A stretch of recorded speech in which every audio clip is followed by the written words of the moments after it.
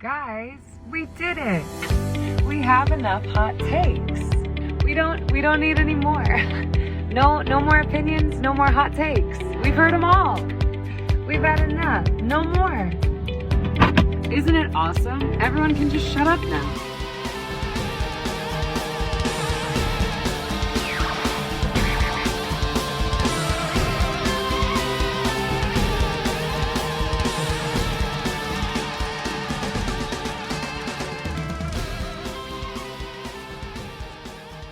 Hey, fun fans, it's We Enjoy coming to you fresh and hot this week with a J-Lo-a-thon, the first entry in our Jennifer Lopez marathon, a Marry Me-thon? What should we call it? I guess just a Lopez-a-thon. We're going to do Anaconda in the main event today. We are the Mattitude Eric. I am Matt Fowler. Say hello, Eric Goldman. Hello. I almost coughed as I said hello. Maybe I will in a minute. We'll find out. Stay tuned, everyone. Same cough time, same cough channel. I do enjoy that we're starting with Anaconda and not like her sort of star-making biopic performance in Selena. Same year, big year, 97. No. They were like 3 weeks apart. Yeah. Because I was curious watching Anaconda. I was like, was this the movie she was the first time she was the top billed actor? And it had to have been that or Selena. And then I was like, oh, Selena literally opened like 3 weeks before this. So we'll talk about J-Lo's big month at the end of this podcast and her career and how it started out and all that stuff. Anaconda is a good movie. I love that movie. I remember having such a good time watching it in the theater, and I had a good time watching it at home. Theater, home, doesn't matter. Anaconda is going to get you. And we've got some news. I had an exhausting weekend watching all the wrestling. We did a breakout, We Enjoy Wrestling podcast about WrestleMania, 2 nights of WrestleMania that you can check out if you are so inclined and are a Wrestle fan. And Eric had a weekend over at WonderCon, and he did watch WrestleMania on a tiny phone. But night 1 on a tiny phone, night 2 on a regular TV. I hope your screens just got smaller and smaller. It was like that my Apple Watch SNL sketch with the phones that were getting, before smartphones, when the joke was how small our phones were getting. With Will Ferrell and a tiny phone. I am ashamed of us for not mentioning. It's not like we were going to do. It'd be funny to do an SNL recap with one of our, like if we did the Nick Cage SNL episode, but like actually getting to watch it is hit or miss with SNL. But I'm ashamed that we didn't bring up Tiny Elvis as far as like Nick Cage greatness, because you're talking about small phones reminded me of Tiny Elvis, who I believe after Nick Cage started it, Rob Schneider took over the role going forward. Yeah. I'd forgotten that Cage ever did it. Oh yeah, he started it. For those who don't know, because it was a long time ago, Tiny Elvis, the premise of the Tiny Elvis sketch was that he was Elvis, but he was tiny, and marveled at all the things that were huge. It was absolutely 10 out of 10, no notes. Okay, first up on the news docket, I have written down, and this is something I wanted to bring up. What a fucking clown I am, Eric. First of all, we could have waited until later in the show to talk about this needs to be brought up right at the top. You are partially to blame. Obviously, I bear the brunt. But at no point did you stop me from recommending Hudson Hawk for the second fucking time. What a clown world we live in. And I am the lead bozo. And I can't believe that. And because you and I, Eric, we talk to each other off air. We talk to other people about movies. And so the line gets blurred by what we talked about actually after we hit record and what we haven't. And so I felt like I had maybe talked about Hudson Hawk on the podcast before, but not that it was an actual previous good thing to enjoy. And what an absolute herb I must have sounded like to people listening, like probably going over the same spiel, the same rhetoric that I had the first time around when I recommended Hudson Hawk. You'd think this was my favorite fucking movie of all time. But you still haven't watched it again. That is what's so funny. In between, it did not warrant a rewatch. I just wanted to send it out. Never watch Hudson Hawk again, but recommend it once a year. Well, my good thing to enjoy this week is Hudson Hawk, which is a movie that I think deserves revisiting. So in my defense, I've created a spreadsheet where I've tried to list everything that we've recommended. I went back and checked through all the shows. And then B, you put a joke, like, because usually we can glance at what we're going to be recommending, and you put a jokey thing last week, and it was a funny jokey thing, and then you actually I put the Flash entering the Speed Force, but I should, because when you said Hudson Hawk, I did think you should have done a full record scratch, like the Uncouth Frat Party. I feel like maybe he did this before, but then I was just like, some shit, and I didn't check. Like, I should have, as you were talking. You mistakenly thought that I was able to handle my own life and remember on my own, which was always an error on someone's part. I'm just saying, Command F henceforth on our spreadsheet, and see if you've done it before. That's my recommendation. Right now, I'm going to have like 2 or 3 backups for. I think the fact that I have semi-recommended 2 weeks in a row Series 7: The Contender as my like good thing to enjoy B.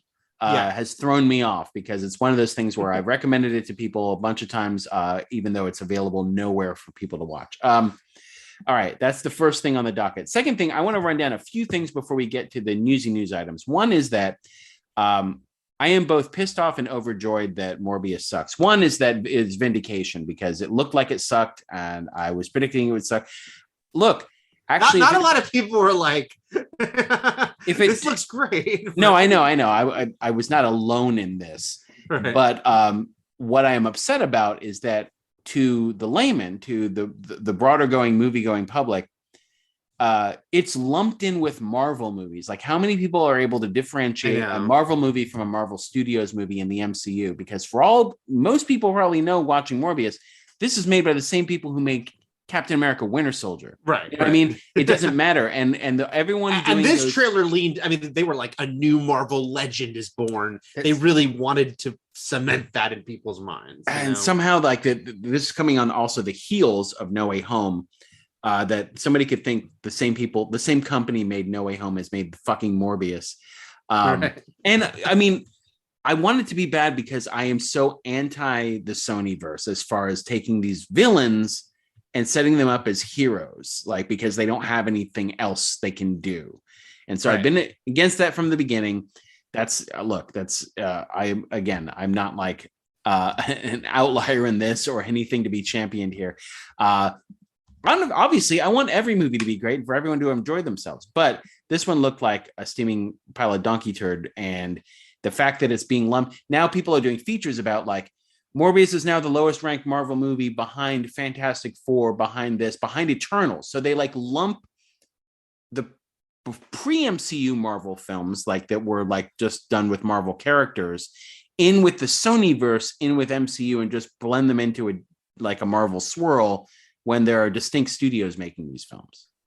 I know. It irks me. It irks you. It irks you more than it irks me. Although, I mean, it bugs me, like, knowing that people will not see that distinction, and knowing that this, that's how it's always been. We should mention, though, since this is technically the news segment, it opened, all things considered, I think it dodged a bullet with its opening. It opened the way the studio wanted it to. It opened decently. It was like half of what Venom made, but Venom was shocking how much Venom made. Venom also has like decades of fandom as a character. Venom way more popular, a character who had like shirts and Hot Topic before the movie. So Morbius, a nobody, looked terrible, was reviewed terribly. So the fact that it made almost 40 million opening weekend and like 85 worldwide is a win for that, especially because it only cost 75 million. The unfortunate news here for you, Matt, because I think it bugs you even more, is that there's nothing here to, Sony is not going to be like, I mean, I think they know they dodged both. I think they knew this was a bad movie. I know they thought it was a bad movie because they embargoed our reviews until 24 hours before it came out. Yeah. And that always means they think it's bad. Once in a while, a studio's wrong about their own movie, but in this case, they were not. But there is a lot of asterisks on Morbius, including the fact that it was shot in 2019 before Venom 2 or No Way Home, and then they were trying to like fix things so that it could come after. But I all of which is to say, I don't think Morbius 2 is going to be hot. I think Sony's going to try to push through, but they will go full steam ahead on Craven and on Madam Web and all this other stuff they're doing. It's just so weird when you read something like so-and-so has been cast as the villain in Craven. Right. I'm like, what? Okay. Anyway, my disdain for the Sonyverse is. I'm going to throw a tiny spoiler at Matt and anyone listening for Morbius. There's a newspaper. Well, I already openly had you reveal the post-credit scenes for me because I wasn't there. Right. There's a tiny little Easter eggy thing where the Daily Bugle, like one of the, not the headline, but one of the side stories is like Chameleon's big escape.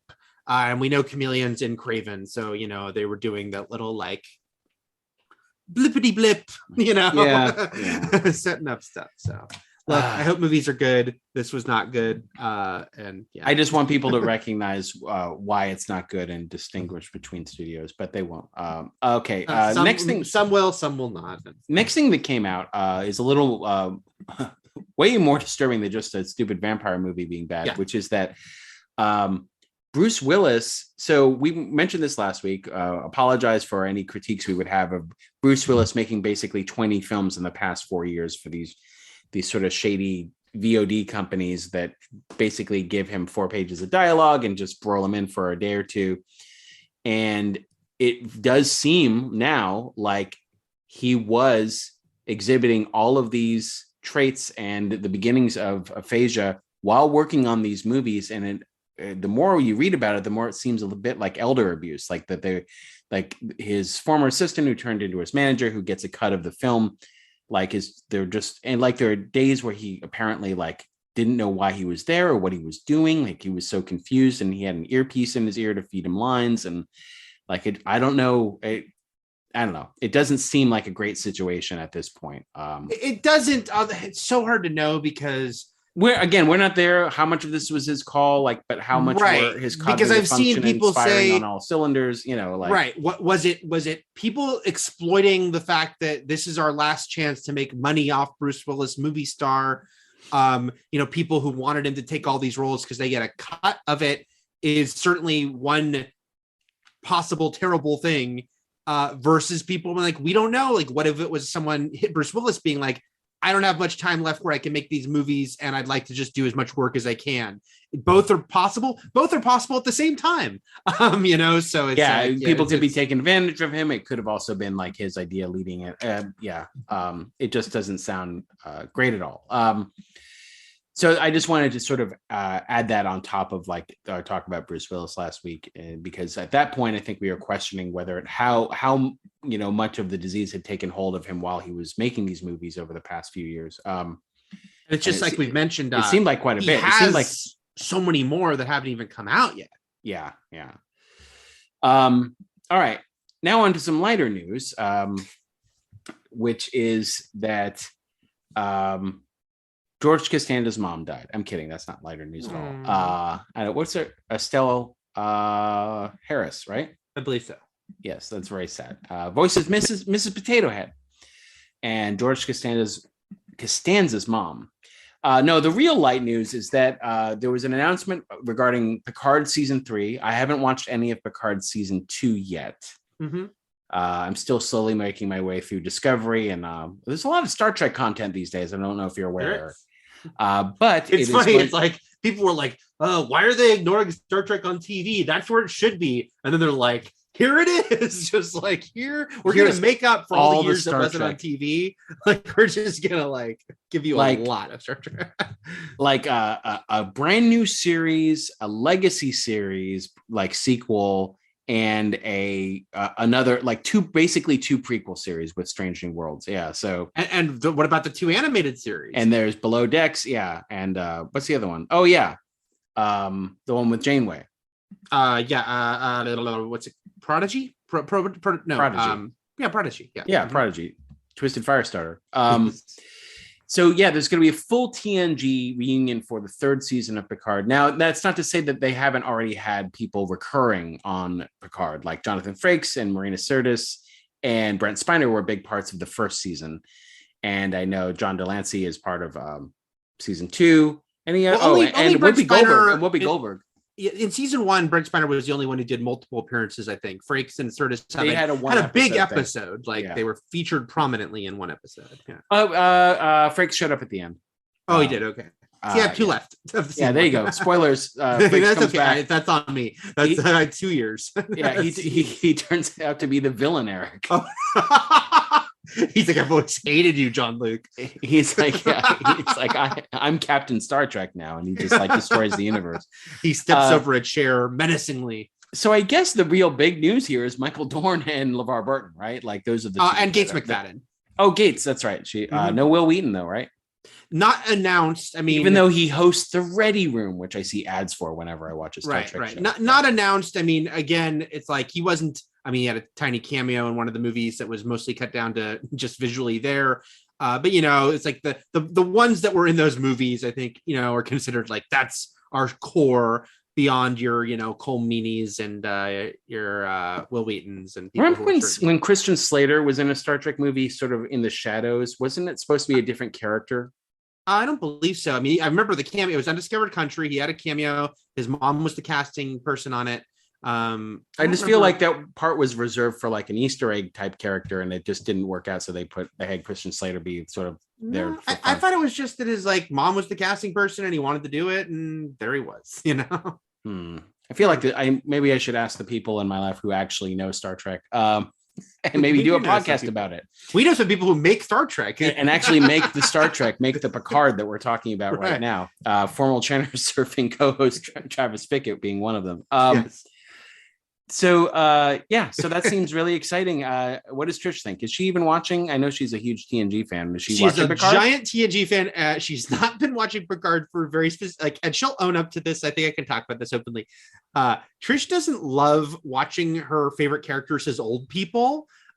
Just like Trish would prefer if everything was just like they're happy and vibrant and living their lives. She doesn't like watching sad endings. She doesn't watch endings in general, but especially if they're sad. Picard, it's like she almost needs me to finish the show to tell her he doesn't die at the end.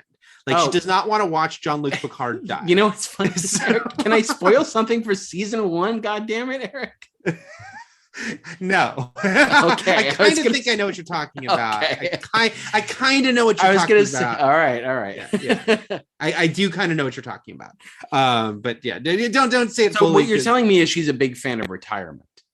Yes, yeah. Can you at least show her the Jonathan Frakes Marina Sirtis episode? Because they seem very happy. I was watching it and I was trying to like get her to look at the TV. I was like, look, they're doing it. But all which is to say, I showed her this teaser for season 3. Very funny to see a teaser for season 3 when we're only halfway through season 2 airing. It was for First Contact Day, and it was not spoiling this current season, except that Picard will be back. But it got, she got very emotional. She loved it. I mean, but she also was like, I don't want to watch any of them die. So I'm gonna have to report. Well, she already watched Data die, I guess, unless she avoided Nemesis. No, she saw Data die. Okay, everyone should see Data die. All right, next up in the news is the Splash entering the Speed Force, but not the good kind of Speed Force, which is, Ezra Miller, who's had sort of incidents in the past. I don't know that he's ever been fully arrested, but they have been fully arrested. I should use the proper pronouns here.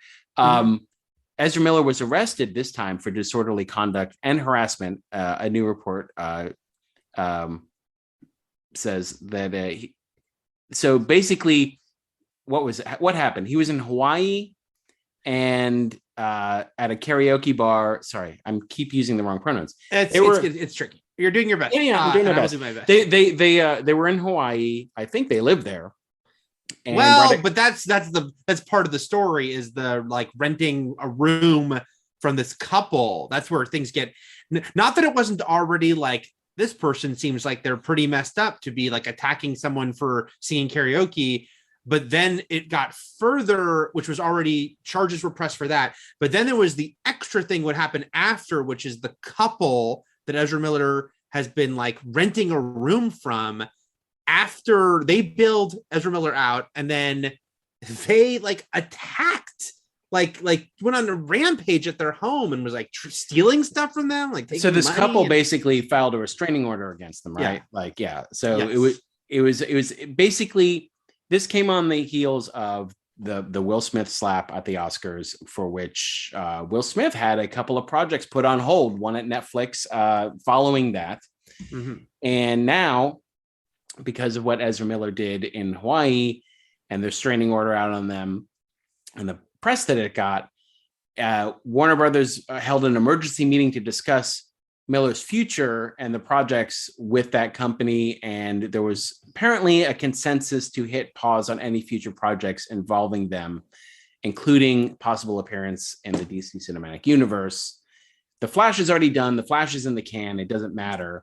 Following that, though, what does it mean for Ezra Miller? Like, as far as, I don't know, because we don't know where the Flash leaves us.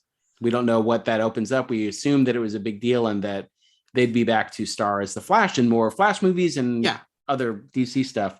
But so we don't know. It's such a messy situation. The previous story that had happened like 2 years ago was when Ezra Miller, like, this was on video, like choked a woman in Iceland, right? Right. Yeah. She never pressed charges, and it kind of was never spoken of again. But then, which sounded all sort of wonky. But then, they went, they obviously hoped that things were going to be fine after that. Ezra Miller being in 2 big franchises for Warner Brothers, because also a key character in the Fantastic Beasts franchise. It just say whatever you will about that. Yeah, it basically, like, it adds to the pile of curse that is the Fantastic Beasts franchise since it started. Started out pretty strong. Mm-hmm. And it's just been like controversy after controversy, whether it's the author or the stars. Johnny Depp, it's just a lot. So Ezra Miller, Warner Brothers has kind of rolled the dice big time on, and now they've got this. The Flash is a huge deal movie that's obviously taken forever to be made, been delayed a lot. Now it's supposed to open summer 2023, so they have a while before they're gonna have to, like, Fantastic Beasts about to come out. Ezra Miller did not go to the premiere, which was a day after the arrest in Hawaii. But they have a while to kind of deal with how to promote the Flash of it all. But then it just seems like, unless there's like some huge, like, again, it seems like this person has a lot of trouble in their life, a lot of demons going on. I don't want to say this in a flippant way. I don't want to say like getting into bar fights or attacking people in restaurants is not okay. I'm just saying it's then this extra level of, like, you can't even be like, they were drunk at a bar, when it's like attacking the person they're renting from at their house. We could guess or presume mental illness as far as like in need of medication. They could also just be awful. It could be a combination of the two. I'm more worried than ever, obviously, after Bruce Willis and learning about his condition over the past few years, and like making assumptions about things. But if it is the case that they need help, I hope that they get it and can, manage their life and sort out the things that need sorted. Yeah. Same here. It seems like quite a clusterfuck. I also want to say, kind of on a tangent, but because you mentioned it, with Will Smith and all the, which, got so much attention, of course, sort of over the top attention. I do feel like there's been, I don't know, when people are like, hey, this person hasn't, like, Ezra Miller being brought up as an example of, like, they didn't get fired from anything. And now we're hearing like Will Smith, these projects are on hold. I'm like, well, first give it some time, because of course things are on hold with Will Smith the week after this happens, on top of the fact that he is so famous and it happened on camera at a live show. I think Sony will make Bad Boys 4 with Will Smith, assuming he's not like going up and slapping more comedians. I think, if he's already kind of begun, let's call it, cynically, the apology tour, but he's doing what he needs to do. He'll do his sit down interview with Oprah or whoever at some point. As long, if Will Smith can, like, make that like this one sort of crazy dark moment for him, Sony will make Bad Boys 4. Other studios will make movies with him again. It's just right now, right in the wake of this. Yes, of course, you're going to hear everything is on pause, but I don't necessarily think that is like Will Smith will never work in this town again. I think he will. Bad Boys 2 was so good. It was a very enjoyable movie that had legs. Movies don't really have legs these days. No, it's crazy that Sonic 2 opens this week, and Sonic 1 was the last big hit film released pre-pandemic. Well, not the pandemic was already starting. It already hit China. It was already growing. But Bad Boys was a big hit in January 2020. Sonic was a big hit in February, and then that was it. After that, we started to see movies directly be hurt by the growing pandemic, and then theaters closed. So it was like, going back, remembering delayed a week. Oh, and then F9 was like, see in a year. Yeah. right. And everyone was like, that's way out of line. Like, they're crazy. That's ridiculous. But were they? They were ahead of the curve. Well, because that's what happens when you live your life a quarter mile at a time. Right. Or a year delay at a time. We're finally getting to the end of a long road of Morbius, and then Top Gun Maverick. And then it was pointed out to me, I forgot one more. And just because I'd not been haunted by this trailer, which is Minions 2 also released a trailer before lockdown happened and has still not opened. I just never saw that trailer in a theater, unlike Top Gun and Morbius, where it was just like over and over. I'm very, and over again. very interested. I'm sure they realize that Minions is a huge franchise and huge merchandise. Cash cow that I know will rake in a lot of box office gold, but I am curious that during the lockdown, when family movies were being sold at home for like $30 and like doing pretty well, that they didn't do that in the past couple years. It's because it's a $1 billion franchise. But it's the other thing is like it's $1 billion franchise. Also, there weren't burning Minions questions that needed answers.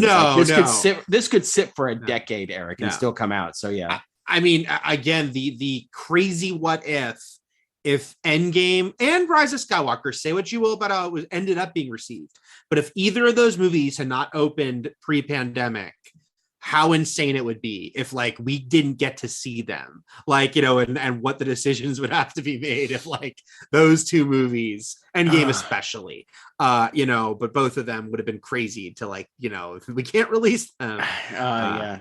Now we can get into the game of like, what if we don't see things? Because I think I don't know if we've talked about it on a podcast possibly, but you and I have come to terms that you and I will die. Yeah. Not missing something. We will not see the of end a franchise of our that we stories. love. We will no longer have the option of being like, we saw it all. Whether it's like a TV show or a movie franchise, it'll happen. Right. At this point, not only does that go for anything major like Marvel and Star Wars, where there will never be an end, but even like the beloved little cult things at this point, like I'll be on my deathbed and they're like, they greenlit The Guest too. Finally, after the soundtrack came out on April Fools, and it's one of those things where I always joke that on my deathbed I like pull my loved ones close and I'm like, what happened to Tron 3? Like stuff like that. Right. But it's and this is coming from us and our generation having already gotten Endgame, which was like the culmination of 10 years of storytelling, and the miracle that was No Way Home, which is something we didn't expect to ever see happen on screen. And we're still like, so the message here is to be thankful for what you got, seize the moment, tell everyone you love them. and then just be a little bummed that you won't see the ending to your favorite story. Yeah. All right. Just accept it. Learn to accept it. Let's get into some good things to enjoy. My pick this week is Hudson Hawk. Yes. Have you heard the phrase "catch the hawk," Eric? I have, but I'd love to hear what your thoughts on this movie. Okay, because I wrote another stupid jokey thing in the Google Doc. I don't. It just says Hudson Hawk. I have to ask you, Eric, have I recommended already on this podcast? I have a backup. Okay. 1996 is The Long Kiss Goodnight. Okay, wait. Damn it, Matt, you're worrying me. I feel like you might have, except now. So here's the real problem: is I've been working on this spreadsheet, but I haven't gone through every single episode we've done. There's a few gaps. All right. So it's not on our spreadsheet. However, I'm greatly concerned that it was one of the weeks I haven't filled in yet. There's like 8 episodes I haven't filled in yet. I'm under the opinion. It's not a very strong opinion, but it is an opinion that I did not. But to play it safe, I don't want you to just do it, and then we find out you did, and it's just this is like your run. I will have to cancel this podcast if that happens. Right.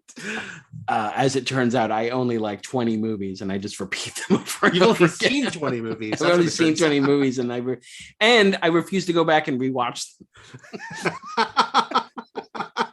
I just want to see a movie once, and I like it, and that's it. Sure. Should I do that, or should I do my backup?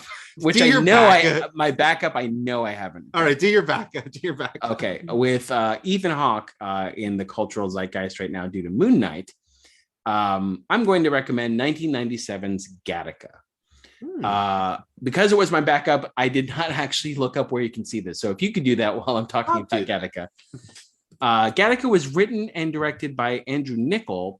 Andrew Niccol is a New Zealand writer and director who sort of had a moment in the 90s with this and The Truman Show. A little bit of diminishing returns, following the year 2000. He has been working, but nothing sort of that met the sort of the critical response that he got for his first two movies. And Gattaca stars Ethan Hawke, Jude Law, sort of a baby Jude Law, Uma Thurman, who obviously Ethan Hawke was. Were they married? I know they were together a long time. I thought they were married, and then they'd create a star together. They did create a star Maya together. Hawke. Who you can see on Stranger Things and other things. All right. Ernest Borgnine, Gore Vidal, Alan Arkin. But yeah, basically it is a sci-fi movie. But it's sort of a soft, I wouldn't say it's soft sci-fi, but it's not like an action thriller or anything like that. It's a very well-made drama about the future where eugenics is common and people can basically in utero genetically design their baby to sort of be perfect, a perfect specimen. And that those who actually are born conceived naturally and not in a laboratory and are so susceptible to genetic disorders are known as invalids, or you could say invalid in a way, but there is genetic discrimination. And Ethan Hawke plays a character who is basically has sort of like less pure genes and is an invalid and wants more than anything to go to space and finds his opportunity. This is only a venture that is reserved for genetically modified perfect people. He finds his opportunity to impersonate Jude Law's character, who is now paralyzed, but nobody knows that. And so Ethan Hawke basically tries to fit in amongst this perfect society by impersonating, or not impersonating, but like standing in for him and acting as his character, Jerome Eugene Morrow. And it's just a really emotional tale, and I love it. And it's something, Eric, I haven't watched in a long, long time. And will I watch it? Will I rewatch it again recently? I don't know if you'll watch it again, but you might recommend it again. I might recommend it again. I might recommend it next week, in fact. But yeah, Gattaca is a great movie. I highly recommend it. Xander Berkeley is also in it. Elias Koteas. Maya Rudolph has a bit part. Blair Underwood, Tony Shalhoub. It's tons of people you're going to recognize. Ken Marino, like all these people. All right, so I remember quite liking Gattaca too. I don't think I've seen it since the theater. I have a lot of fond memories though. We talk. Look, there's a lot of lamenting in general about the loss of the mid-budget movie. And one of the many things that the mid-budget movie was great for, especially in this era, was sort of the thoughtful sci-fi, the sci-fi that wouldn't cost you $100 million because you weren't doing like crazy like action stuff. Mm-hmm. You just were doing like, near future interesting concepts. And Gattaca was one of many movies of this era that was doing kind of that cool little look forward, Twilight Zone-y, just introspective stuff. And I remember liking it a lot. You make me want to watch it again. So yeah, and this may have been the first movie. I believe this was the first movie I saw Jude Law in. Even though, Eric, he filmed I Love You Not. Yes. Our least favorite movie of all time. Before this, that movie actually wasn't released in the US until 97. Right. That movie and its Gen X star power Gattaca. So it was a big year for Jude Law, who had done a few movies before this, but in this year alone, he had Wild, Bent, Midnight in the Garden of Good and Evil. And then a few years later, he would star in a movie that I know I have recommended as a good thing to enjoy, The Talented Mr. Ripley, as well as Existence, which is a Cronenberg film that's pretty trippy. That was another thoughtful sci-fi was movie. A more gooey version of The Matrix, which is saying something because The Matrix itself has some goo in it. So yeah, he is sexy Dumbledore to my wife. But yes, he's also the young Pope to the world of Catholicism. That's right. All right. What is your good thing to enjoy this week? It looks like that you're going a little rogue. I'm going podcasty. You've been doing some podcasts. I'm going to do a podcast. Actually, I've been wanting to recommend this for so long, and now I have that slightly stupid, bitter thing of like this. What I'm about to recommend got a ton of press very recently, so now I feel like an also ran. But I swear I've been wanting to recommend this for ages. I can vouch for Eric that you have talked to me about this podcast before. Right. In our interactions. So this is not a bandwagon thing for you. So yeah. Thank you. But because it's a very popular podcast. So some of you might have listened to it, but plenty I'm sure have not, because everyone doesn't listen to everything. I'm recommending Dead Eyes, the podcast Dead Eyes. Matt, have you ever listened to Dead Eyes? No, I have enough to listen to.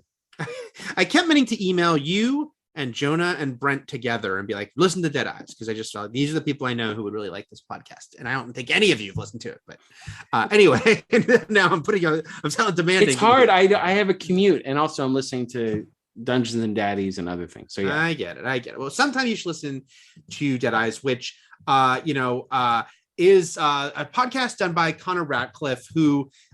Connor Ratcliffe is interesting because if you look at his like IMDb, like he is a working actor. I think he's recurring on Mrs. Maisel. He is the host of the George Lucas talk show, which is he's the brother of Daniel. No. Ratliff, not Ratcliffe, but similar sounding. But anyway, so he's a working comedic actor. Came up in UCB, but his backstory is that his go-to story that he could always break out to tell people is that in the year 2000 he was cast. He was living in England. He's an American, but he was living in England, which is where he studied theater and acting, and he had just graduated, and he got cast in a very small role in Band of Brothers, the HBO miniseries, which was sort of a huge production about World War II that was produced by Tom Hanks and Steven Spielberg. And that his episode was going to be directed by by Hanks, which was a big, even though it was a tiny role, it was for him, young actor, big deal. This is my big break. This is my entry into something special. Only to be told, like right before he was going to start filming, like the next day or whatever, there's a problem. Tom Hanks saw your audition video, which he'd been cast off of. Tom Hanks was not a part of his audition because it was such a small role. But now Tom Hanks was going to be directing the episode. Tom Hanks has watched your video, and he feels you have dead eyes, and you need to re-audition in person for Tom Hanks. And he has to go and do this re-audition for one of the most famous and beloved actors on earth, and he is replaced. Tom Hanks decides that he is going to replace him. And he has this onus that he was told this thing. The reason Tom Hanks even had issues with you in the first place and wanted to see you again is he thought you had dead eyes. And the podcast is, the main thing you should know about the podcast is that it's always done with a comedic bent. The whole idea is like to do it like it's Serial or one of these podcasts that's like dissecting a crime, except it's about this defining moment in his life, which led to him stopping acting for many years and working at Barnes & Noble in New York before he ended up kind of getting back into it with UCB and now has a successful career. But how this sort of... Well, he had to be around all those books to get his eyes in shape. He had to get his eyes in shape. And now it was this sort of burden he had, this thing he had of like, what a crushing thing. And, to kind of carry with him the strange circuit. People have been replaced on roles before, but the specific nature of one of the most beloved stars in the world being the one to do it and being told this very sort of weird personal thing that he may or may not have said that was given to him third hand. And so the podcast is all done as like, this sort of true crime style. Like, I'm going to dissect this and figure this out. And he goes about it interviewing everyone he can. And he talks to the actor who replaced him. He talks to the writer of Band of Brothers. He talks to several people who were in Band of Brothers. He talks to actors who auditioned but didn't get roles in Band of Brothers, some of whom are very famous people that you like Adam Scott and Zach Braff. It's very, but then he goes into like, it's just crazy diversions. Ryan Johnson has been on, John Hamm has been on. They're all on for interesting, specific reasons tied to him and in some weird tangential way to his Deadeye story. And it's really fun and funny. And even when it kind of goes into these strange, like, what are we even talking about right now? He's kind of self-aware of that fact. I will cut to the chaser and why this got so much press recently, because tell people the big news. The second you Google this, you'll see the big news if you haven't heard already, which is Tom Hanks came on the show 3 years into the show. At the end of the 3rd season, he got Tom Hanks on the show after always talking about, like, would Tom Hanks, of course, everyone wondered, would he ever be on? Does the show need Tom Hanks to come on to feel meaningful, or can it never have him? And that's okay. And that's part of the story. Tom Hanks did do the show. All I'll say here as I wrap up my recommendation is I highly recommend this podcast, and I 100% recommend it in totality. I think it's very tempting for people when they hear the story to either listen just to the last episode with Tom Hanks, and he knew this, so he did put out here's a like crucial episodes list if you were to just choose like a few episodes and then go to the finale, knowing some people would only want to do that. But I'm saying screw it. You're either all in or you're not. It's worth every episode because it's just a fun listen. If Tom Hanks had never come on, I would still want to recommend it. I just never got around to it. So listen to Dead Eyes. I think you will enjoy it, and you know that Tom Hanks is coming eventually if you keep listening. There you go, Dead Eyes. It's just one of those things where everyone had, the overlord of the project has an idea of how they want everything to look in like all. It's basically a play, and you're casting everyone. It's not unlike Vince McMahon, who's like very fickle and picks and chooses people based on their look and how he sees things. And sometimes it's an unexplainable thing, and often it's a maddening thing, and talent gets overlooked. But yeah, so I think the end result was something along those lines, right? Like that. Well, I won't say all the specifics. I'll just say, look, Tom Hanks doesn't come on the podcast screaming and yelling. No. And they have a really good, interesting conversation about how decisions are made. And Tom Hanks is very introspective about his career. So that's all good stuff that you should you're going to get to, but listen to all. I'm trying to get the answers out of you at the end. Trying to get the answer. Okay. So I can't remember if we mentioned because I had you look it up. The Gattaca's on Netflix. Did you say that? I don't think we said it. Okay, so it's on Netflix, easy to watch, easy for me to revisit. Will I? Let's find out. Don't tell your mom, the babysitter's dead, or Eric, that I recommended an Ethan Hawke movie. Ethan Hawke, Kara Goldman's least favorite human on earth. Okay, let's get into the main event. But first, before we do that, briefly talk about next week's movie in our Jennifer Lopez-a-thon. Out of Sight, Steven Soderbergh's Out of Sight, which can be viewed on Hoopla, which we've mentioned here before, as well as rented or with a Star subscription through whoever your cable or satellite provider is. All right.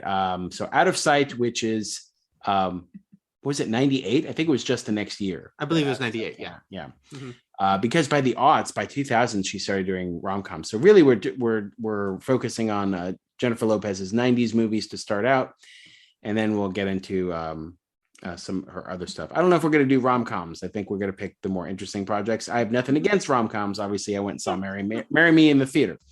But let's get into the main event.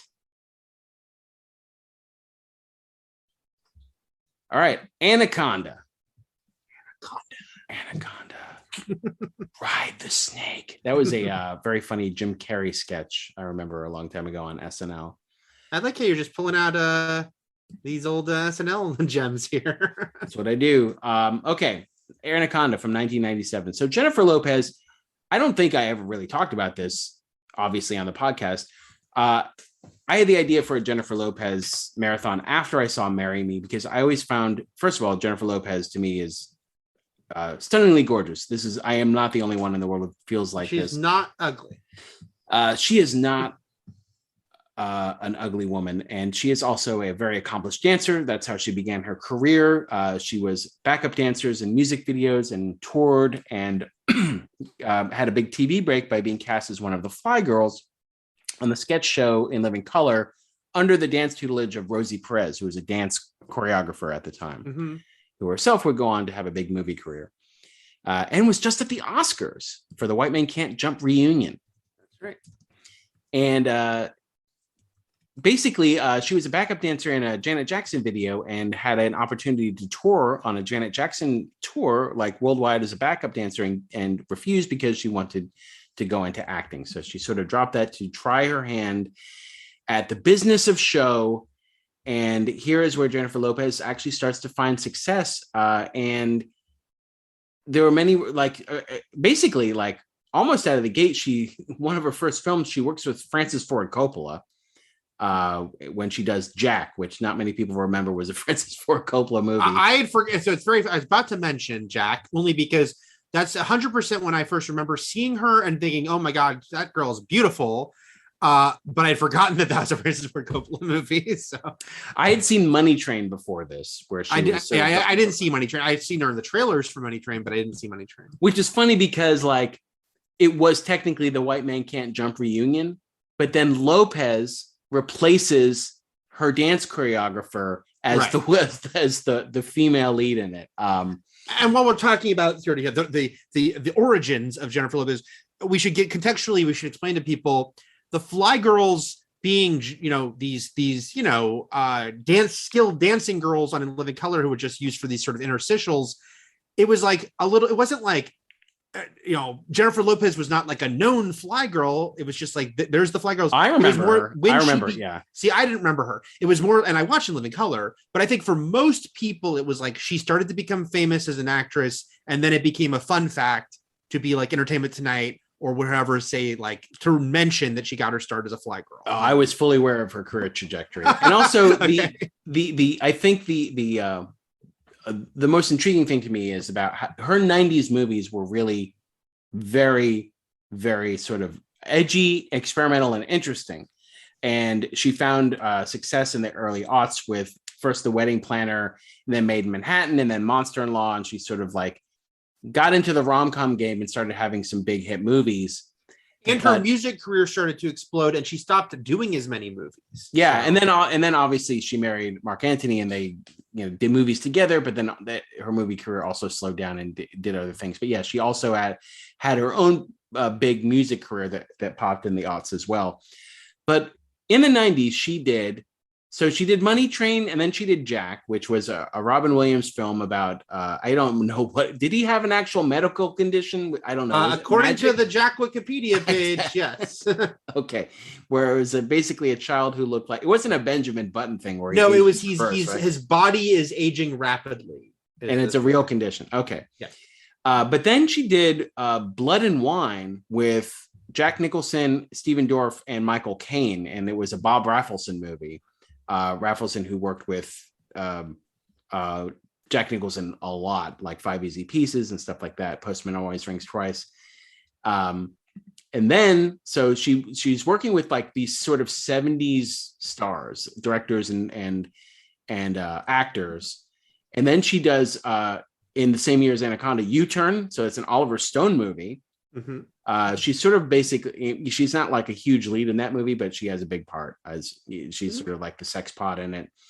And the wife Claire Danes is in that movie, and I was loving Claire Danes at that point. So, and then also we mentioned already Selena, which was big, which was a Gregory Nava film, the biopic of the huge music superstar who was murdered by the head of her fan club, Selena. She was murdered at the age of 23. She was sort of a huge Latina pop star.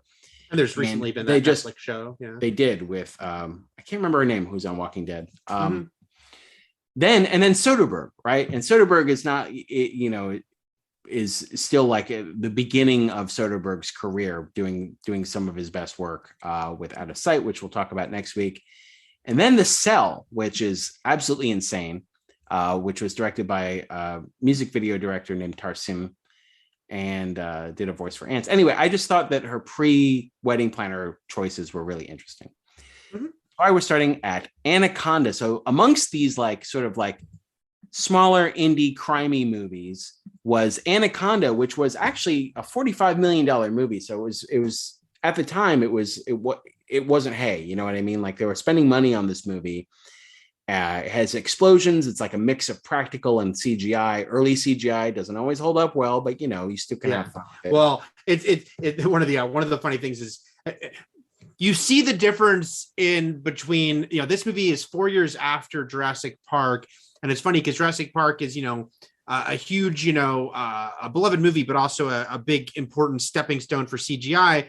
And Jurassic Park sort of expertly was, you know, using practical effects and CGI. Anaconda 4 years later, not as expertly, in that there's a lot of totally decent looking practical effects, and then there's a very digital snake, and it's like the back and forth between that is very. It's not at the top of the heap when we're talking about CGI effects, especially for the era. But I will argue, Eric, that Jurassic Park used CGI in very, very calculating ways. So there's very slow moving like Brachiosaurus. Oh no, but I think that sort of speaks to the talent of Spielberg as a director. Yeah, exactly. He knew the limitations at the time, and also the T-Rex scene takes place at night, which is the easiest way to sort of mask CGI in the rain at night. Yeah, so it's like a lot. Oh, for they're sure. Purposely doing everything they can and doing it well. I would just say, what obstacles would Steven Spielberg be up to if he had to do this, like a movie where a snake leaps out of the air and wraps itself around you quickly and like sucks your face off?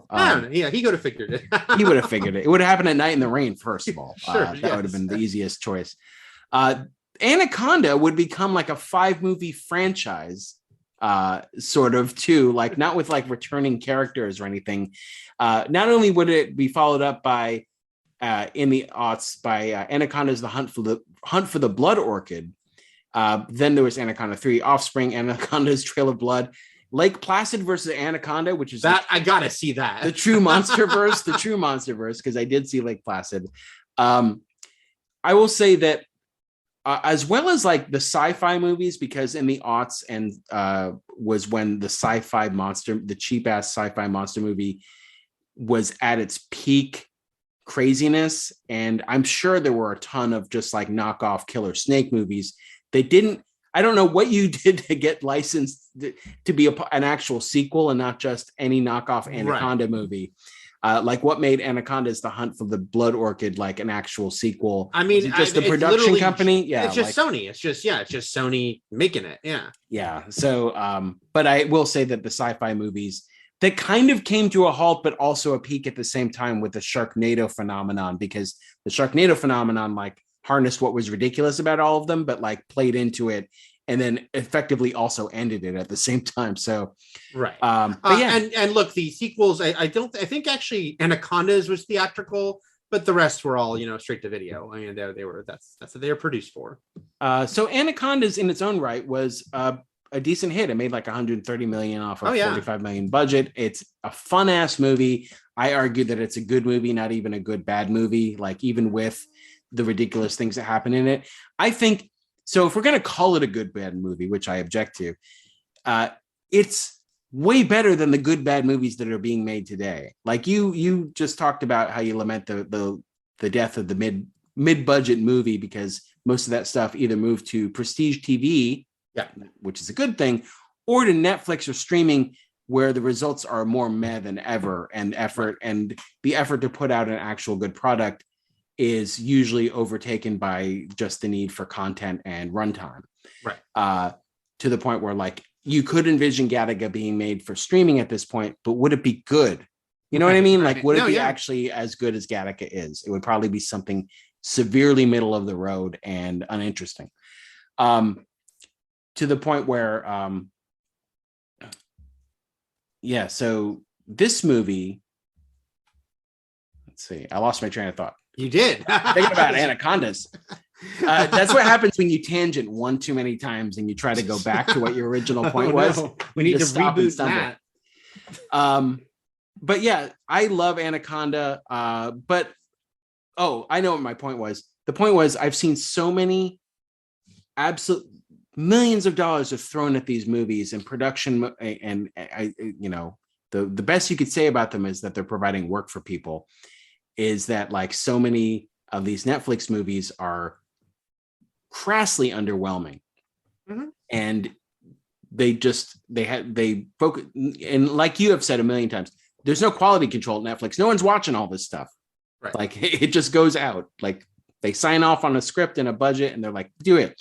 Does it star actors we have starring in other projects on Netflix that we can recommend? Yes, the algorithm says this is all great. It's meant to be absorbed and sort of forgotten about or fallen asleep to. But like, I'm fascinated how good Anaconda is as just very traditional 3-act storytelling where everything makes sense. Like everything that happens, there's nothing absolutely ridiculous aside from the giant snake eating people. Everything here sort of actually logically plays out very well. And that's one of the things I've always admired about Anaconda is that it's a monster movie that also, I don't know, just works. It takes itself just serious enough to create sort of a logical through line. Your love of Anaconda is a little more earnest than mine, but I think this is a good ass time. I remember seeing this movie in the theater in Burbank. We've now confirmed you were not there. So it must have been like Jonah and Brent and a bunch of those guys. And the theater everyone was having a great time. Everyone was having a ball. I remember this is the same, a couple months later, Con Air was a similar experience. We're all on the same wavelength. This movie is winking at us, literally. Corpse will wink at us. This is a fun time with John Voight's performance, I think, being like, kind of like Nicolas Cage in some movies, like the crucial component, the sort of we're having fun here, right? And we are, not in a cynical way. We're actually having fun here. Watching it again, I wouldn't say like I love Anaconda, but I think Anaconda totally delivers. And Anaconda totally delivers on the promise of a movie about a giant snake terrorizing people. And watching it again, I was like, oh yeah, this is a blast. This is a ball. And it was a really fun movie to watch in the theater with a bunch of people. And I see why it was a hit. I will lament again. This came out the same year as Gattaca, right? 97. 97. Good year for movies and for my good things to enjoy. Roger Ebert gave this movie 3.5 out of 4 stars. So let's see. Anaconda also starts, so let's get into it. This, Anaconda started becoming part of our conversation with Marry Me because Owen Wilson and Jennifer Lopez had worked together before. And I'd forgotten that Owen Wilson was in the movie. So, this was also very early in his career. He had written and starred in, or co-written and starred in Wes Anderson's Bottle Rocket. The only thing I didn't see Bottle Rocket till after I saw Rushmore, so I'd only have known him from The Cable Guy, where he had a memorable small role for sure. Yeah, and he became friends with Ben Stiller because he was also in Permanent Midnight following that, and this was before Rushmore, this movie. Yes, and before he was a bigger name, because he would even go on to star in was it called The Haunting? So he would like make his action movie rounds a little bit. He was in Armageddon. With Bruce Willis. And so, he in between his Wes Anderson films and his smaller films, he was, doing big Hollywood stuff. And so it's fun to see him here very early in his career. And also a lot of nostalgia for me and Eric watching this with Kari Wuhrer. Yeah. So to fill you in on Kari Wuhrer, if you don't know, there was a early in MTV original programming. I think it was their first, was it their first? I think it was the first show they had that wasn't a show about music, as in like 120 minutes or all these things. I think it was their first show that was like, we're just trying something different. It was pre Real World, so pre-reality TV, but it was their first hey, let's do a show so they just had a game show called Remote Control that was about pop culture, and it was fun. And if you lost, you got sucked, your chair would be sucked through the wall. I'm not talking like you were catapulted like Bad Grandpa or something like that. I just mean it was really funny. And also it really did start the phenomenon that you hear in wrestling to this day of the na na na na na na na hey goodbye, which they would sing every time someone got eliminated. Yes. And now people sing in wrestling crowds when a bad guy gets arrested or someone gets kicked out or something like that, or so it still holds today. And Ken Ober was the host, and Kari Wuhrer for 2 seasons was sort of the Vanna White of the game show, and Colin Quinn was there, and Adam Sandler got his start on that show as well. So yeah, Adam Sandler and Dennis Leary was on that show. Well, was Dennis Leary on it? I didn't remember that. Yeah, he was one of the little featured players. But yeah, Carrie were probably the most popular of the because it was there was Marisol Massey and there was Kari. She was the only one who did 2 seasons. So the show went 5 seasons. Carrie Ward was the only one who was on it for 2 seasons, and then had a decent acting career. I mean, she still acts, I guess, to some extent, but not as much recently. But she was doing several things at this point. And including, 5 years after Anaconda, she would do a movie that is in the spiritual same vein as Anaconda, which was Eight-Legged Freaks, a movie I enjoy, with David Arquette, where Scarlett Johansson plays her daughter, which is very funny because, very young, 15-year-old maybe, Scarlett Johansson playing her daughter. She was actually in a Sharknado. She was in Sharknado 2, since we brought that up. She also voices Maria Hill in some Marvel animated stuff. Yeah. She was in 2 Prophecy movies, direct-to-video. She was in a Hellraiser movie, direct-to-video before. Although, a lot of people would know her from is Sliders, because she did several years of Sliders. So. Sliders with Jerry O'Connell. And she was also, before this, the first movie I knew she was ever in was Beastmaster 2, Through the Portal of Time, where Beastmaster gets sucked into modern day through time. 1990, he gets transported into 1991 Los Angeles. And she shows him around. It is. It's a fish. It's a Beastmaster at a time story, is what it is. He also that's how I explain all fish out of water. Oh, so the first Thor is like a Beastmaster at a time story? It is. Okay. It's just like Beastmaster 2 Through the Portal of Time. She also was on 10 episodes of the short-lived Swamp Thing series from the 90s. All right. That's enough about Kari Wurr, by the way. Matt, you love to do these deep dives. I do. It's fun. It's fun. Okay. And then Jon Voight, obviously storied movie career, and don't have to go into him. But then Jonathan Hyde's in this, who was on Titanic the same year and was seen recently in, what was that show, the vampire show, The Strain. He's just been in everything. You would recognize him.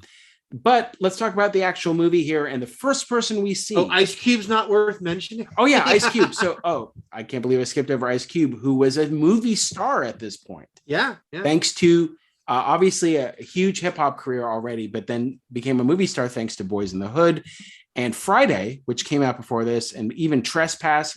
His name was headlining movies already before this came out. So. And his first line is a meta line referring to one of his biggest hit songs. So, what did he say? Something about Los Angeles? No, he says, well, today's a good day. Well, today's a good day. He's also listening to his own music when when Westridge comes and shuts it off. And his character is named Ice Cube. So.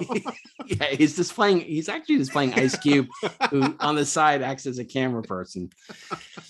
But we start off with a very serious opening about tribes in the Amazon basin who there's a crawl. There's a crawl. I love it. Eric, I love it. Snake facts. Don't you want more snake facts in your life? They're letting you know that this is real shit. We got to be real shit, and it's ominous music, and then it cuts from the snake facts to very calm, sort of Enya Clannad style music of the beautiful Amazon horizons, and just like going from the ominous, thrilling music into something like, "Hey, the Amazon's also peaceful and beautiful. Look at this." Before we watch Danny Trejo kill himself, which threw me because Danny Trejo, clean shaven, which you pretty much never see, and also I'm 90% sure he was dubbed. He's not speaking English, but that's not the voice. Like we know Danny Trejo's speaking voice pretty well. Maybe it was because it's early in his movie career. Yeah. Maybe he's doing what Nicolas Cage did in Peggy Sue Got Married and trying on funny voices. That's a small possibility. I think more that they dubbed him, but yeah, very strange to see clean shaven, very skinny, and not sounding like himself. By the way, I am way off, and I should correct this right now. He had been in a ton of movies before this. Oh yeah, he'd been in Heat before this. Yeah, he had been in big movies. he wasn't like a kind of a person it was more of a vague recognizing him. I'm not saying he was a big star. But he'd done a lot. Yeah. I said this was early in his movie career, and this was literally he'd been doing movie for over 10 years before this. So yeah. It was not early in his movie career, but this was after Desperado, right? So he'd already started working with Rodriguez too. But yeah, I think it's a great opening because it figures out a way to not show the snake. First of all, there's Conda Cam, which is leading us through. So we get the Anaconda POV cam, which at the end will become sort of an Audrey 2 cam when we look inside the Anaconda throat. But yeah, so we get a lot of like the point of view of the big snake mixed with the destruction, the shaking of the boat, the animals going crazy, and then a really cool way to solve the death by having him kill himself, because later on we will find out like what a horrific death this could be, like slowly digested and all inside the belly of a snake while having your bones crushed and all that stuff. So yeah, he takes the less painful way out, and it builds up sort of the danger of the snake, like as an actual monster. And a wonderful, like, you'd rather do this than fall into that in a wonderful, funny way. Yeah, be like him shooting himself. It's like I will not face the Anaconda. I cackled at first at the opening crawl, and then I laughed a lot at him killing himself. I wanted two people I want to mention here though that we haven't really talked about. One is the director, Luis Losa. I don't know if I'm pronouncing that right.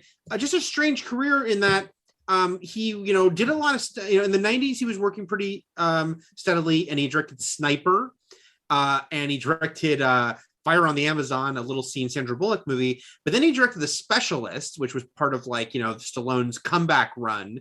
Stone, The Specialist. I always remember that trailer with him and Sharon Stone. And then this was his follow-up to that hit movie, but he only directs one more movie, and it's 8 years later, and then he never just directed again. So I'm not sure why he didn't really direct much after this. But the other person I really wanted to mention, because you mentioned there's some very pretty shots at the beginning of this movie. There's some very pretty shots throughout this movie. Sunrises on the water, pretty shots with the water and the sun.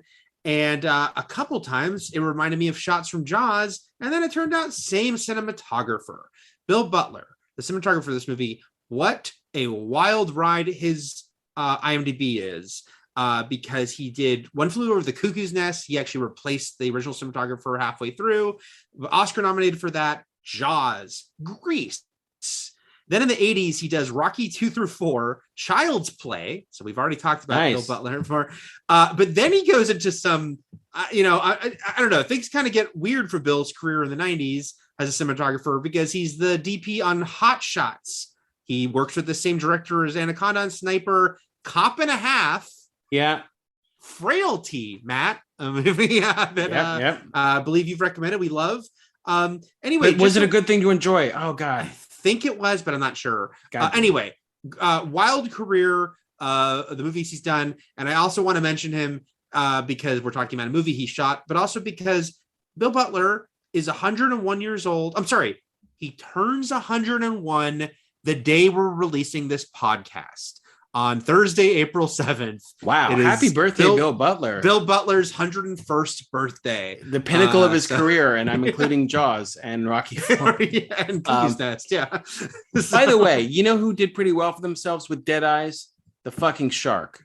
Doll's eyes. So Connor Radcliffe, keep your chin up. Yeah. There's room for everyone. All right. Tangent time very quickly. Speaking of bizarre franchises, Sniper has 8 movies, and Tom Berenger's in all of them.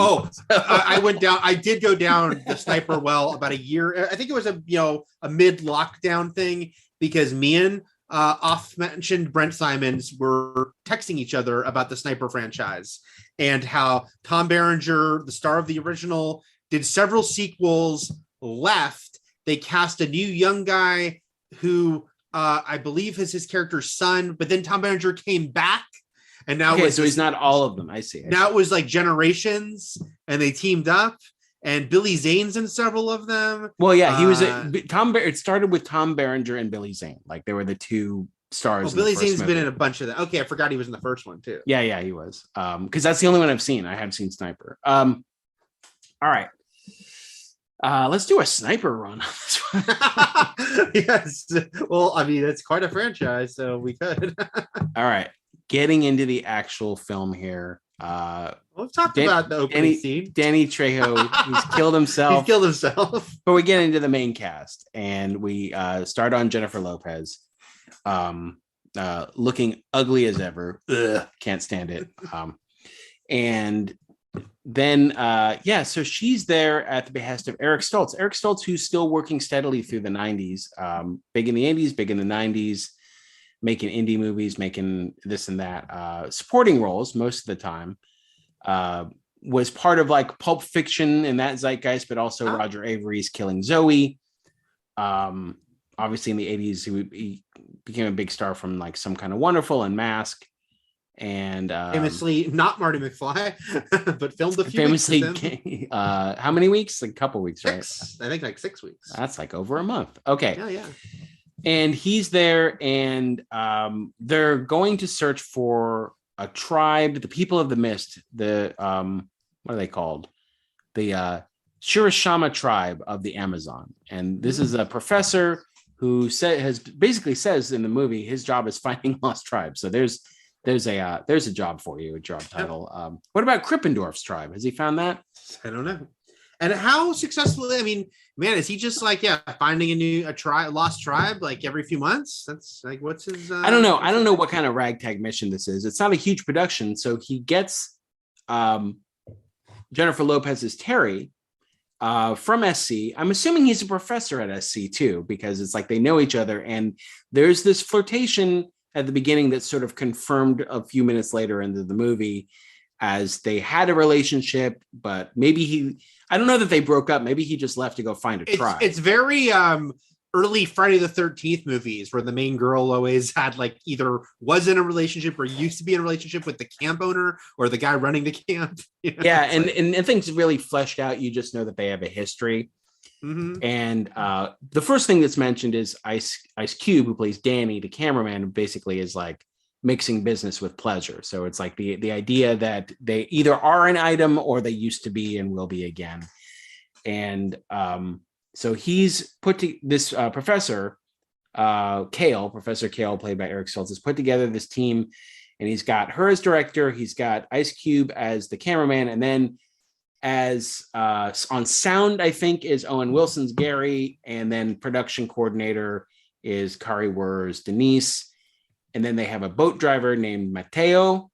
Mm-hmm. And then in walks also the sort of the obnoxious, stuck-up guy who I didn't know. Prima donna. He's a prima donna who obviously is going to complain a lot about being out on the Amazon away from the creature comforts that he's used to. Played by Jonathan Hyde, who plays Mr. Westbridge, who is going to be the narrator, host, the British voice to this documentary. Mm-hmm. And one of my favorite parts of the movie is how this character kind of arcs and like obviously very sort of cliche wise clashes with Ice Cube's, rap music and his attitude at the beginning, and they both don't like each other, but then they sort of like through the crisis bond with each other, and he actually sort of becomes a heroic figure by the end, which is something you don't kind of expect in this movie, because this is the guy you want to get seen eaten by a snake.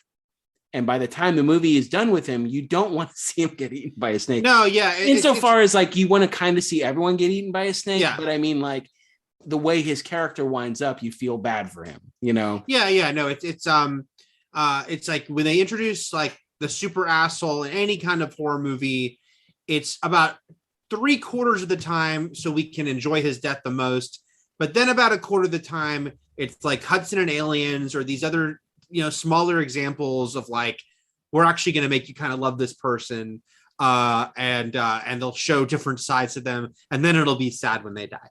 I like that too. It's very good, very effective and well done. And as the sort of the two stars that came from the music world, like Ice Cube and Jennifer Lopez, make great like action leads in this. Like by the end of the movie, when they're taking care of business sort of on their own after everyone else has been swallowed off, like they really do a great job as far as like people I don't think who went through like classical acting school and stuff like that, but just are able to become assume the role of movie star very easily because of how they are as performers anyway. They're used to presenting and used to the spotlight. So I mentioned I hadn't seen this movie in a long time, and I'd forgotten that Ice Cube lived. I remembered because this was the era when like he lived, LL Cool J survived, Deep Blue Sea, like the hip hop star kind of survived.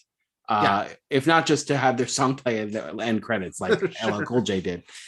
So they come from SC, so they're all sort of like from Los Angeles down here in the Amazon where it's hot, and I feel like bugs were very underrepresented in this movie. There's a moment when Gary and Denise are off like making out in the hot humid jungle, and I'm like, oh my god, like the mosquitoes and the bugs are just so unbearable. And it's not long. They set off on their expedition, and it's not long before they run into a broken down boat. And here we get Jon Voight's best character in cinema history, Paul Cerrone. Pretty damn amazing. Who spends 90 minutes with basically one look on his face that killed us when we watched it in the theater, which is but this open mouth sneer. Like, but especially there's the cut from, I think it's Kari Wurr, not Jennifer Lopez. I'm trying to remember though. It's like one of them where it's like it cuts to him just watching with that look on his face. It's all over the place, Eric. It could be anything. Like there's a point where he's watching Jennifer Lopez sleep and he's just got that look. There's a point where he's just driving the boat at night and he's got that look and like this light's shining on his face. I also want to mention, it's funny because, and this happens a lot with sort of, I remember this happened with Brian Cox a couple of years after this, which is when these character actors who've been around forever have these like boom eras. And so Voight had done Heat in 95 with Danny Trejo. And then I don't know that he acted with him, but right. 96, he's in Mission Impossible, huge hit movie. He's got a big role in that. But then 97, 1 year, The Rainmaker, Rosewood, Anaconda, U-Turn, and Most Wanted. So just it's like suddenly it's like Voight's back, baby, and he's doing all these movies. But this is clearly his greatest performance. Oh, clearly, forget Midnight Cowboy or Coming Home or any of his classics. This is what Jon Voight, who is not a great human being. His daughter has basically excommunicated him and cut him out of her life. And his political beliefs could not be more diverged from Matt and I. And it gets even more desperate when you learn that he did the Baby Geniuses movie, so that his grandchildren could see him. So that his grandchildren could see him. That's why, because he's not allowed to. This is obviously after he acted alongside his daughter briefly in the first Lara Croft movie. He's done 5 BB Geniuses movies. Yep. Yeah. He's in it. That's his Sniper. So Sniper and then Baby Geniuses are the next two. Our next two marathons. Yeah, exactly. And then Leprechaun. Oh my god, so he sort of sounds Cajun. It sounds like he's trying to do a Creole type voice, but his character says he's from Paraguay. So we've got this very sort of mysterious accent choice that Jon Voight has sort of chosen for this, that I guess we can just describe as jungle. I don't know, like it's just like a swamp bog accent that he is doing. And he's really good in this. We're talking about the ridiculous aspects of this character, obviously, but also he's good in this as just the role is good as a villain, as somebody who from the absolute start is looking for one thing and to use these people that he finds to his own design and his own nefarious plot. He's going to manipulate them into going the direction he wants and to try to catch the snake, which, by the way, kind of seems impossible to, especially when you learn at the end he wants to catch this snake alive, which is like, this is crazy. I know he wants to tranquilize it, but it's a fast snake. That's crazy. I got a fast snake. Jon Voight, got a ticket to get her out of here. Putting his real life shittiness aside, he is a great actor who's been given many great performances, and this is a big outlier. His performance in this, because he is giving such a big, broad performance. Obviously, did this as a choice. Like, decided if I'm in Anaconda, this is what I'm doing.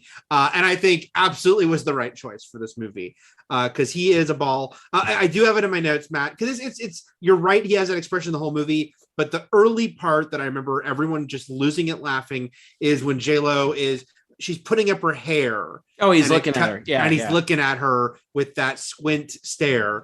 And it's and I feel I swear you can hear him almost kind of go like sort of like that low gurgle voice. I had a lot of sense memories rewatching this of the things that made us laugh the most in the theater. And that was one. And then the other was babies, little babies. Oh, the snakes. Oh, maybe, Yes. Go home to your mother. Yeah.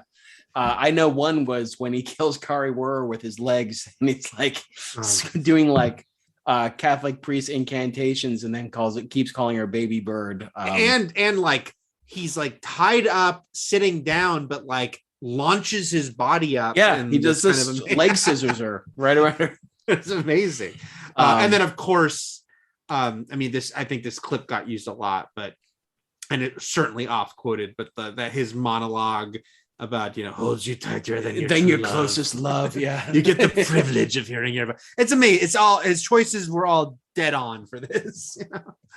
But he does a great job as like the villain here, the rogue element who you can believe is sort of trustworthy at first, and then as the layers sort of peel away, you realize what a shithead. I don't know if I believe he's trustworthy. Here's the thing. We're not, because we see the way Mateo looks at him immediately. Like, so as an audience, we know something's up immediately. We're not meant to think he's a hero and then we do come to find out that Mateo was in on the whole thing as far as like helping him find a crew, basically find people. The worst anaconda of all is man, Yeah, the Anaconda, which I'm sure was a sci-fi movie. I'd hope so. If the Asylum didn't do Anaconda, then someone really dropped the ball. I'm fucking looking it up right now. But when it's funny, Anaconda is also just the name of a big dick in a series of porn movies. So that's what I'm gonna get in my search right now. In my notes, my praise for big time Bill Butler is that while he's giving his "holds you tighter than your true love" monologue, I put he's got such a nice sunset behind him that it's a very pretty sunset on the boat. Well, Bill Butler's going to do what Bill Butler does, and just film those pretty scenes. Mm-hmm. Okay, so we've got like Westbridge and Danny like clashing on the boat. It's like, and they threaten to fight each other, and he's like, "You and whose army?" And he's like, "Yo Mama's." And I was like, "Oh, I miss the Yo Mama retort." Ice Cube's dialogue is all extremely cliche. This is what a tough black guy in a movie in this era is given to say from LA, because he wants to get back to LA. But also that's how he bonds with Westbridge, because they bond over traffic. You know what I miss? I love this line. Speaking about the scream element of this, miss traffic and my cellular telephone. Yes. Back when we actually called them by their like full proper cellular, Charles Entertainment cheese names, cellular phone. So then the first thing he's got that Cerrone does is he gets into a pissing contest with Professor Kale, and like they disagree over things, and they sort of try to one up each other in like the man department. Like, I know better than you. I know tribes. I know this. I know how to fix a boat.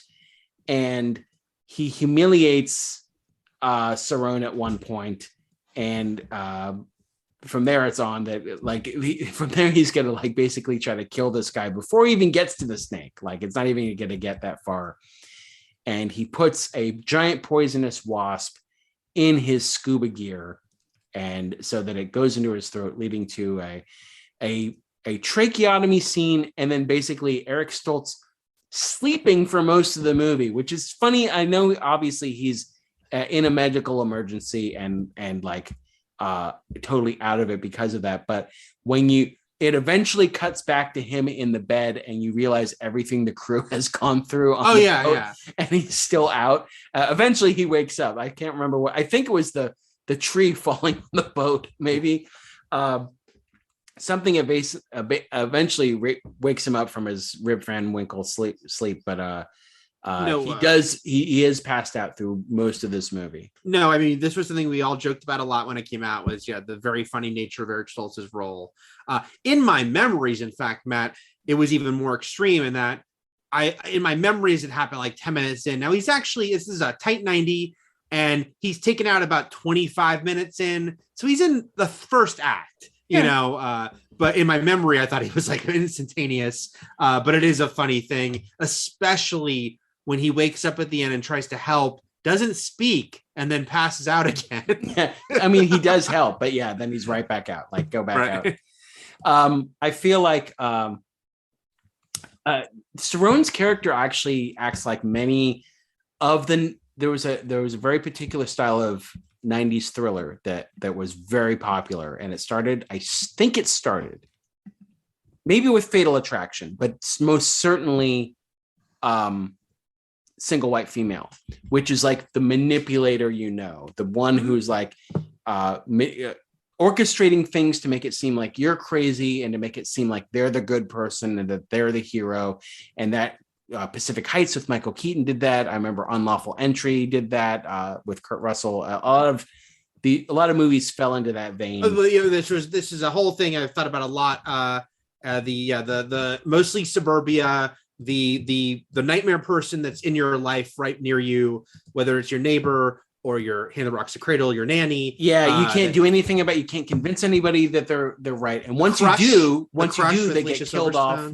Yeah, and it's made to look like an accident, right? Like that's the thing. Like, kill off people, making it look like accidents. And so even though this is a monster movie, that's kind of what Cerrone is doing here, where he like takes out Eric Stoltz, but it seems like a happenstance sort of awful accident, but he also gets to save his life. So he gets sort of that goodwill behind him, even though it's sort of grotesque and gory. And he also saves, even though it's very menacing, he shoots a wild boar that's like running down Gary and Denise and saves their lives. When they go off for sexy time. With all those bugs, I don't know. I'm out. Okay. Let's see. So at this point, he is fully almost sort of like by decree taking over this boat and taking them the way he wanted to go originally, because it's the faster way to get Professor Kale to the hospital. And everyone's sort of, after the Professor Kale incident, is sort of the Professor Kale incident was my favorite book as a kid. That was my favorite Encyclopedia Brown and the Professor Kale incident. I was going to say it's my favorite Guns N' Roses cover B-sides album. It's my favorite David Bowie, Rosanna Arquette movie. Now I'm just thinking of the Linguini incident. Okay.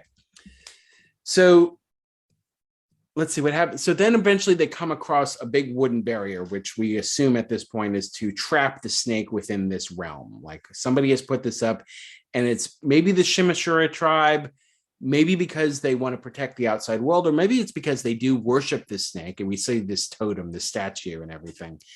And that where Cerrone ruins the shot because he's all butthurt about being humiliated. But yeah, obviously it's to keep the snake in for whatever reason. And he uses a lot of the gasoline, most of the gasoline and dynamite to blow up this wall. It's great to see actual old style practical explosion effects. And then he finds Danny Trejo's boat. And he goes in there to find, he leads everyone onto the boat, basically saying there could be gas, but he's there to find other things, find treasures. He finds the giant snake skin, and this is where Gary bites the dust. This is where Mateo bites the dust, and they officially lose their driver. No, because Gary becomes his little apprentice. Yeah. So Gary's very quick to be Team John Voight. And like, I don't necessarily blame him. Obviously, he could be he used some lessons in character study as far as like who you partner up with. But like at that point, everything has gone to such hell, and they don't stand a chance. It's like he is actually he's seeing dollar signs, but he's also like, why don't we have a film crew? Why don't we film this? Why don't we follow this guy catching a big ass snake? Like, do this. Also, it's like, I'm saying he's taking lemons and making lemonade. But Voight's like, shooting his gun right near Ice Cube, and he's like, Gary's like, I don't think so. to Ice Cube. Like he's like, yeah, you better not move because my pal Cerrone is in charge here. Oh, Cerrone and his Cerrone face. He's so seductive. He is. Like who couldn't resist that grimace, that permanent grimace he has on his face, and that ponytail. All right. So yeah, basically after Mateo's gone, that's when Cerrone by force kind of takes control. And like he's got Gary as his stooge. Denise is mortified, like Gary, this isn't you. And we don't know Gary that well, so we just have to take her word for it because like this seems very Gary to me. This classic Gary, vintage Gary. And then basically, there's just a lot of like, it's not the first time this happened. There's a lot of on deck fighting and struggle for power with Cerrone, and he fights Ice Cube. The monkey that was used has, and this is when we actually start seeing the snake and everyone sees it for the first time. And the snake barfs up the monkey bait into Westridge's face. And very funny. I have questions here in my notes about whether or not snakes can scream. Maybe giant monster snakes can, because this beast has a very particular shriek that it does. And this is where we can talk about who voiced the snake, which Mike Patton? Nope, not Frank Patton. Another legend, another vocal legend. Frank Welker. So Frank Welker honing his once a man's Cobra Commander voice. And it was very funny for me because Frank Welker, so, you know, again, most people, not most people, but a lot of people recognize his name, you know, legendary animation voiceover artist, famously Cobra Commander, and not Cobra Commander. He was not Cobra Commander. That was a different person. He was Megatron. Yeah. He did not say once a man.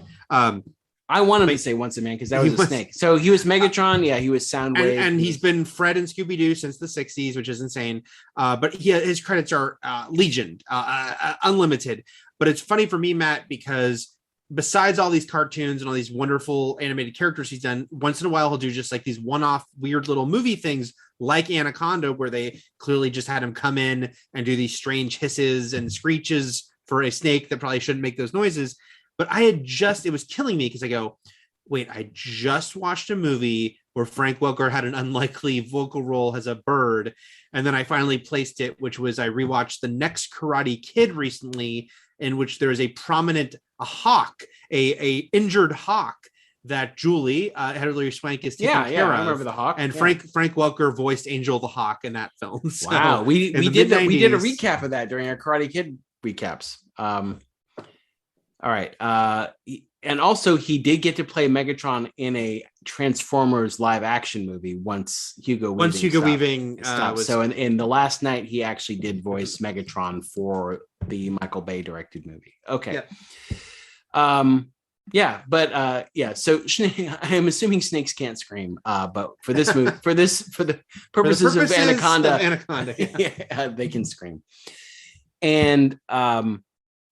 But then this is also like where Gary bites the dust, and very fake digital snake grabs him.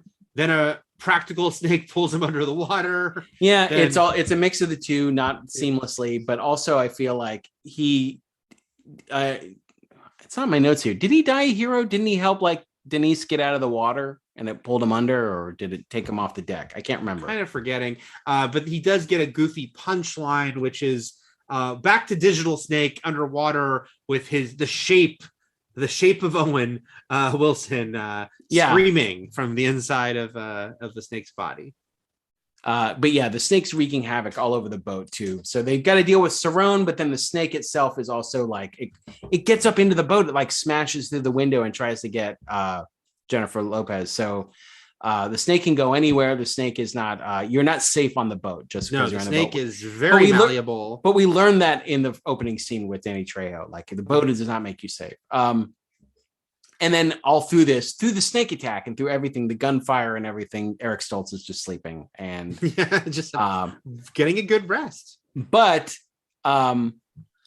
this is where she tries to seduce him. But like the remaining members, Denise aside, but like Danny and Terry and Westbridge sort of team up, and she puts on lipstick and goes to seduce him because they're trying to take back the boat, and they succeed. And this is where sort of like the turn of Westbridge happens, because he's the one.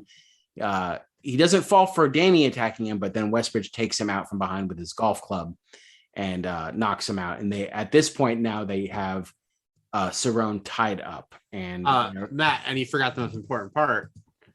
Westbridge yells, "Asshole in one!" when he hits him with the golf club. Yes, Seekers is. I did forget the most important part. Especially considering I have that shirt and like and it just shows Westbridge knocking Cerrone out on the floor. Was it Westbridge? I put a quote here and I didn't put who said it, but I'm pretty sure it was Westbridge. Last time I was in water like this, I was up all night picking leeches off my scrotum. Yes, that was him, because they had to, so eventually as they lead the boat, and this is where Westbridge and Danny bond, because he teaches them, like gives them a quick lesson about how to drive the boat. They talk about the things they miss back home, and then they get stuck. Like they kind of get stuck on a thing, and like they have to go in the water, and they don't want to, but they have to sort of like tie ropes around logs to pull the boat out. And that's when he says that line when he gets into the water.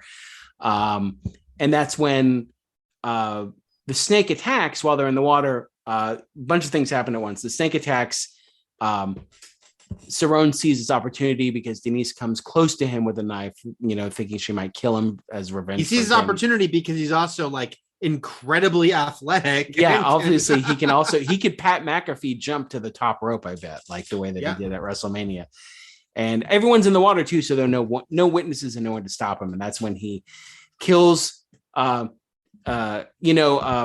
Famke Johnson kills someone very sexily with her thighs in Goldeneye. That's not the case here with Cerrone, where he kills. Maybe it's even more sexy at this point. It's John Voight sexy. I don't want to dismiss the eroticism. The thighs of Voight. Scene. Come on, the thighs of Voight are they are registered as lethal weapons. Two, in fact, like two separate lethal weapons each thigh, and sadly. They make great use of the waterfall because they point it out right before they get stuck. And then Westbridge, in his heroic action, distracts the snake, which I guess you can do just by saying like, "Over here, dummy." I didn't know snakes reacted to that, but you can distract this anaconda like you could Jason Voorhees, essentially, which is like waving your arms around and going, "Hey." But he gets to actually go up, climb rocks, and get behind the waterfall. But he gets one of the most awesome and amazingly funny deaths in this movie, which is he does the right thing. He's like, "Fuck it, I'm out of here." He jumps past it and tries to fall back into the water. But that snake, the CGI is too fast. The CGI. He can't outrun a CGI snake, and that sucker grabs him midair. And at this point, Terry and Danny are back fighting with Cerrone again. A lot of fistfights with Cerrone, and he gets tranquilized. This is when Eric Stoltz actually comes to the rescue. Stoltz saves the day, tranquilizes him in the back. But then I don't know if this was ADR or not, because funny. I had this quote too. It does explain why he comes back. But it's very unnecessary in a movie that's going to go this far. Danny's like, "Oh, the dart came out of his back." Like, damn, the dart came out of his back. Yeah. So it's like it only partially tranquilized him, is what it'll only tranquilize him as long as the dart is in his back. So. As long as the story needs to, he'll be gone. And Stoltz passes out again without saying anything. Yeah. It's like he wakes up from his nap and he goes back to sleep. Then it basically is. Cerrone, they think, is gone, but they're going to run out of fuel, and they find an old, I don't know what it is, like a dock / refinery, old factory abandoned in the Amazon, and they go in there looking for fuel, but Cerrone strikes. He's not even gone that long. No. I think he's gone for a minute. The dart fell out. Come on. So he just swam that whole way, didn't get eaten. And this is when he knocks them both out. Knocks her out, yeah. And he's going to use them as a bait. And he has hooked up a very elaborate net to trap the snake once it gets close to Terry and after Danny. Covering them with monkey blood. Yeah. A fuckload of monkey blood, by the way. And then he goes, "Don't get me upset." Because she's like, "I'll fucking kill you." And he's like, "Oh, don't get me upset." And gives that face. and he like shows them, oh, human bone powder. It comes out like this. But then everything goes to shit because the net doesn't work. I don't know what happens. I think I looked away for a second. And I come back and the snake is like loose and after Saron. So it was a poor idea from the start. And it basically, he puts up a fight. It like gets him a couple times, but eventually once it wraps around him, then it starts crushing him. And then we get to see like the slow swallow, right? Yeah. The slow swallow of Jon Voight. First we got the thighs of Voight, and now we get this. Yeah. Oh, this is so good. Satisfying. Deep throating Voight. And this is when I think we get the actual inside the throat can. No, it is. Because this is my notes in this point, Matt. Monkey blood. Snake kills Voight, snaps his neck. Inside snake shot as it eats Voight. That's in all caps. Amazing. And then corpse wink. So I would love to have sort of a commentary about this movie. I don't know if they ever did one where they talk about this moment. I want this moment explained to me. Maybe it's online somewhere where they talk about how the decision to have his corpse, the wink, basically. Yeah. The decision to not have him just eat Jon Voight and him remain in the stomach, but to also barf him up in front of Jennifer Lopez, all covered with goo. Set up in the crawl at the beginning, right? What does it say? It mentions something about they regurgitate their victims. It's there to set up that this could happen. Like, bleh. And then the wink, just like, was it Jon Voight's ad lib? Was it like, hey, why don't you, a director being like, try this wink? Like, but whatever it is, the outcome is fantastic. Genius, yes, genius. There's a lot of funny Ice Cube lines in the end here. We mentioned the dart line, but also I laughed at, hurry up, I think I can blow him up. Which is just such a direct thing to say about anything. Well, at this point, what are you mixing words for? They basically, he pickaxes the anaconda to the ground while it's trying to chase her up a smokestack. And then she goes at the top, they blow up the smokestack, and then it's still not quite dead. So then he axes it to death and says, well, don't forget, it's on fire. Oh, the flaming snake attacks them. Flaming snake comes up through the pier after it seems like it's again dead. Like a horror movie monster would, right? Yes. Like, not dead, I'm still on fire. Multiple returns, yeah. And then he gets Tommy in the final chapter, just chop, snake dead. And of course, Ice Cube says, bitch, as he axes the snake. Well, the snake was being kind of a bitch. So. Oh yeah, for sure. And then it's like the I guess the weird payoff at the end, which is like they find the mist people. I don't know how this, and they're cannibals. Oh no, it's the Green Inferno. This is terrible. I don't know how they feel about them killing their deity, like their protector. That's or whatnot. So yeah, maybe they did like sort of like cut them up with oyster shells and eat them. Who knows? But yeah, they're sort of in. Did they say, like, was he going to get their camera with, like, after all that, they were like, we can film footage after all, or something? He did say something about. So the movie's on. The movie's on, guys. The movie's back on. I do miss the end where it's like they win like some documentary award and that the red carpet the next year or something like that. It's very funny because what we're very conditioned to, and I say this like we were conditioned to this from like the late 70s. Is any movie like this is going to end with like a final scare or there's another baby anaconda coming. Well, we already saw the babies. We saw the babies. By the way, I'm looking. Oh yeah, I'm reading the crawl right now. They will regurgitate their prey in order to kill and eat again.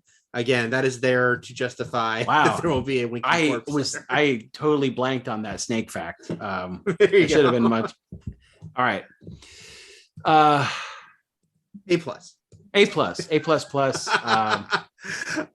Whatever the highest grade. Graduates with honors, this movie's. I'm not, like I said, not quite as high on it as you, but this is a really fun movie. Like this gets everything right about a movie called Anaconda, about a giant anaconda that is eating people. This is and Jon Voight just making a meal out of what he's doing in this. He is. He's chewing up the scenery left and right, and I love him for it. I don't love him. Right. His daughter doesn't even love him. So harsh time. Harsh but true. Right. Okay.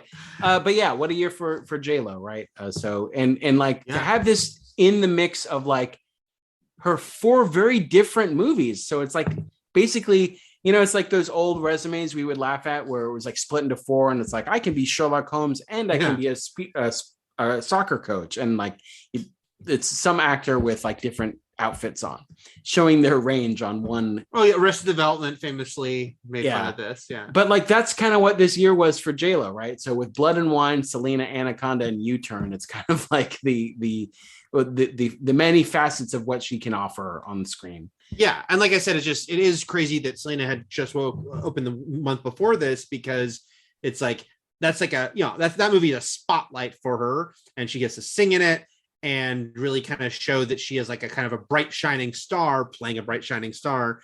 And then Anaconda, a very different movie, the sort of goofy genre movie, but a very well chosen, like you said, that her whole year would be crazy, but especially that month of showing the big variety here. And I think it was great choices by all. That's all I'm gonna say. I love it. All right. Next week, we will be back with Out of Sight, which is kind of one of the best movies ever made. It's pretty good. Also, one of the sexiest movies ever made. Those two leads. Woof. They got some sexiness. Yeah. Chemistry. Okay. Matt. Calm down. I'm going to be unbearable. Between Clooney and her. Oh, my God. Oh, my gosh. All right. So until then, everything is possible, but snake facts are real. And Shakma. Babies. Shakma. My babies. Shakma!